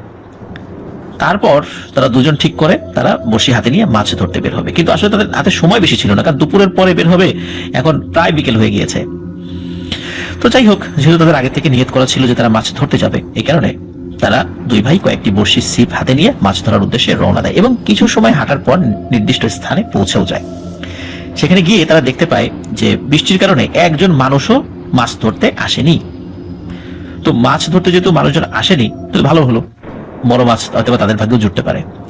আর তখন তো বিকেলবেলা, তারা দুজন কোনো ধরনের কোনো চিন্তা না করে মাছ ধরা শুরু করে এবং বড়শির ছিপ ফেলার পরপরই তারা বেশ মাছ পেতে শুরু করে। মনে তাদের ব্যাপক খুশি যে আজ বেশ মাছ পাচ্ছে এবং ভালো ভালো মাছ পাচ্ছে। একটা সময় পর সন্ধ্যা নেমে আসে, মাগরিবের আজানের ধ্বনি তাদের কানে আসে, কিন্তু মাছ ধরার নেশা তাদের এমন ভাবে পেয়ে বসেছে যে ওই সময় তাদের কিন্তু আর কোনো ভ্রুক্ষেপ নেই যে মাগরিব হয়ে গেছে, আমাদেরকে বাসায় যেতে হবে। তো মাছ ধরার এক পর্যায়ে হঠাৎ করে একটা টেংরা মাছের কাঁটা মিলনের হাতে ফুটে যায় এবং প্রচন্ড যন্ত্রণা শুরু হয়। রঞ্জন মিলনকে বলে, ওই সময় কিছু টোটকা চিকিৎসা আর কি, এটা কতটুকু বিজ্ঞানসম্মত জানি না। তো রঞ্জন তখন মিলনকে বলে যে তুই গিয়ে মরিচের ক্ষেত থেকে মরিচ তুলে এনে ক্ষতস্থানে লাগিয়ে দে, তাহলে ঠিক হয়ে যাবে। মিলন রঞ্জনের কথা মতো মাঠের দিকে যেতে থাকে। নদীর পাড়ে একটি ছোট্ট জঙ্গল রয়েছে, জঙ্গলের অপর পাশেই রয়েছে মাঠ। আর মিলন জঙ্গল পার হয়ে যখনই মাঠের ভেতরে প্রবেশ করেছে, তখন দূর থেকে সে দেখতে পায় যে অস্বাভাবিক রকমের বড় একটি পাঠা ছাগল তাদের যে মরিচ ক্ষেত রয়েছে সেখানে, সেই মরিচ ক্ষেতের একদম মাঝে দাঁড়িয়ে মরিচের গাছগুলো নষ্ট করছে এবং গাছ সব খেয়ে ফেলছে। কিন্তু ওই ছাগলটি ছিল একটি ষাঁড়ের মতো উঁচু, আর সারা গায়ে অনেক লম্বা লম্বা পশম, লোম। মিলন ভাবলো হতে পারে এটি কারো ছাগল ছুটে এসে এই ক্ষেত নষ্ট করছে। কিন্তু ছাগল এত বড় হবে এটি আসলে তার মাথায় ওইভাবে আসেনি। কারণ হলো ওই ক্ষেতটি তাদের ছিল, আর তাদের ক্ষেতে ঢুকে একটি ছাগল সবকিছু নষ্ট করে দিচ্ছে, এটি আসলে তিনি মানতে পারছিলেন না। তিনি সাত পাঁচ না ভেবে দৌড়ে ছাগলটার সামনে চলে যান তাকে তাড়ানোর জন্য। মিলন যখনই ছাগলের সামনে গিয়েছে সে মারাত্মক ভয় পায়। তখন তো সন্ধ্যা লেগে গেছে, তখনও আবছা আলো কিন্তু ছিল, সন্ধ্যা লাগার পরেও কিন্তু আবছা আবছা আলো থাকে না, তেমন আলো কিন্তু ছিল। আর মিলন ভয় পাওয়ার কারণ হলো সেই ছাগলটি যখন সে দেখেছে, তার ওই ছাগলটির শরীরটা ছাগলের মতো, কিন্তু মুখটা হচ্ছে একটি ভয়ঙ্কর চেহারার মানুষের মতো, আর বড় বড় লোম দ্বারা সারা শরীর তো আবৃত। ওই মনুষ্য চেহারাধারী ওই ছাগলটি নাকের নিচ থেকে ঠোঁট, দাঁত এবং মুখের কিছু অংশ ছাগলের মতোই, কিন্তু একটা মানুষের চেহারা যেমন হয় সেটি কিন্তু স্পষ্ট বোঝা যাচ্ছে। কিছু অংশ মুখের নিচের অংশ কিছুটা ছাগলের মতো, কিন্তু মূলত মুখ মানুষের মতোই ছিল, তবে মুখটা একটু লম্বা ছিল ছাগলের মতো, এতটুকুই। আর সে মিলনের দিকে তাকিয়ে গড়গড় গড়গড় শব্দ করছে। একটু আগে কিন্তু কোনো শব্দ সে শোনেনি, কিন্তু যখনই সামনে এসেছে ওই ছাগলটির, তখনই গড়গড় শব্দ শুরু করেছে। ছাগল কিন্তু সাধারণত এভাবে গড়গড় শব্দ করে না, কিন্তু ওই ছাগলটি করছিল। তো মনে হচ্ছে যে সে ওই ছাগলটি মিলনের উপর ভীষণ ক্ষেপে গিয়েছে। এই ভয়ানক আকৃতির ছাগল যখন মিলন দেখতে পায়, এই দৃশ্য যখন মিলনের সামনে চলে আসে, সে এতটা ভয় পেয়েছিল, সে ভয় পেয়ে চিৎকার করতে করতে আবার ওই যে ছোট্ট জঙ্গলের ভেতর দিয়ে দৌড়ে নদীর পার হয়ে রঞ্জনের কাছে চলে আসে এবং রঞ্জনকে সব কথা খুলে বলে। এ কথা শোনার পর রঞ্জন আর মিলন সাথে সাথে মাছ ধরার স্থান ত্যাগ করে এবং দ্রুত বাসায় চলে আসে। বাসায় আসার পর সকলের কাছে ঘটনাটি খুলে বলে। আর ওরা ওই সময়টাতে যে জিনিসটি দেখেছিল সেটি মূলত একটি ভয়ঙ্কর জিন। সে ওই সুরত ধরে ওই মরিচের ক্ষেত নষ্ট করছিল, অথবা ইচ্ছাকৃতভাবে মিলনকে ভয় দেখানোর জন্য এই মায়াজাল সৃষ্টি করেছিল।